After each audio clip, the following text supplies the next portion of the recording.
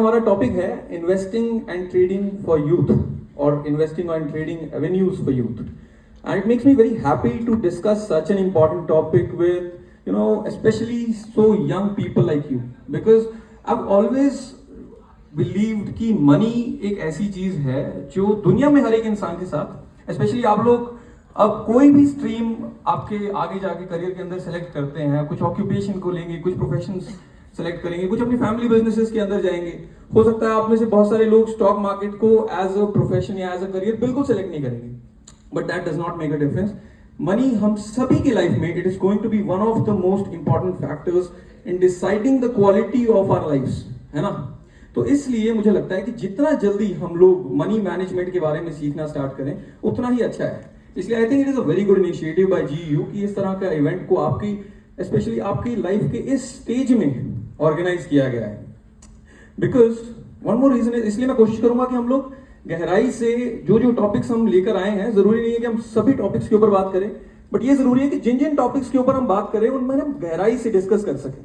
तो आप लोगों को कोई भी किसी भी तरह की क्वेरी हो, कोई बात को लेकर आप पूछना चाहते हो, तो स्ट्रेट अवे बिना कुछ हिचकिचाहट के whenever you have a doubt आप अपना हाथ रेज करें और सेशन के बीच में भी आप मुझसे पूछ सकते हैं. We can discuss about them. ठीक है, तो सब टॉपिक्स को डिस्कस करना जरूरी नहीं है.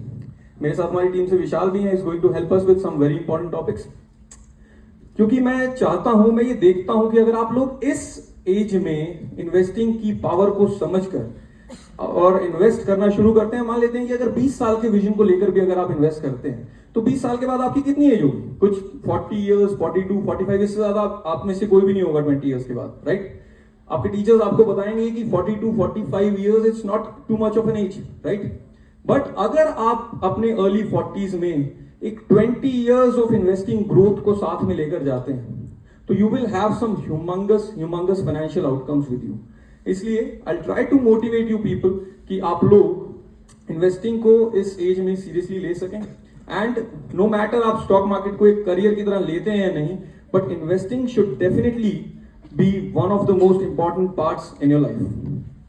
पर जब मैं इन्वेस्टिंग की बात करता हूं तो स्टूडेंट्स के साथ मैं जनरली दो प्रॉब्लम्स सुनने को मुझे मिल जाती हैं. पहली प्रॉब्लम, स्टूडेंट्स मुझे बताते हैं कि सर हमें नॉलेज नहीं है स्टॉक्स की, इतनी कम एज में बिना नॉलेज के हम कहां पर इन्वेस्ट करें, कहां जाएं. तो one good thing about stocks is कि fortunately knowledge is not the first thing required to become a successful investor. To become a successful investor the first thing required is patience, to give time to the markets and to your investments to grow. और in fact कभी कभी हमें knowledge ना होने का फायदा भी मिल जाता है मार्केट के अंदर. मैं आपको इसका एक एग्जांपल देता हूं. मेरी स्क्रीन अच्छे से दिख रही है आप सभी को? सब स्क्रीन दिखाई दे रही है? ठीक है. महाराष्ट्र में एक विलेज है अमलनेर नाम का. एक छोटा सा विलेज है. 1970s के आसपास वहां पर एक ऑयल की कंपनी हुआ करती थी. लोकली वो एक बड़ी कंपनी थी, बट नेशनली और इंटरनेशनली ऐसा कुछ नाम नहीं था. लोकली अच्छा नाम था उन लोगों का. तो जब 1970s में कंपनीज के आईपीओ आने शुरू हुए, नई चीजें शेयर्स इशू होना शुरू हुए, तो इस कंपनी ने भी सोचा कि हम भी अपने शेयर्स इशू करते हैं. बट उस टाइम पर कुछ ये डिजिटल शेयर्स या इस तरह की चीजें तो होती नहीं थी. तो लोगों ने ये सर्टिफिकेट्स लेकर, जो उस कंपनी का मालिक था उसने वहीं के लोगों में डिस्ट्रीब्यूट करना शुरू किया, अपने फ्रेंड्स में, नोन लोगों में, क्योंकि उसका एक इन्फ्लुएंस था शहर के अंदर. तो लोगों ने, किसी ने 100 रुपए के शेयर्स लिए, किसी ने 500 रुपए के, किसी ने 1000 के, किसी ने 5000 के. इससे ज्यादा शेयर्स नहीं लिए किसी ने, क्योंकि गांव में कितने रुपए होंगे, वो भी 1970s में लोगों के पास.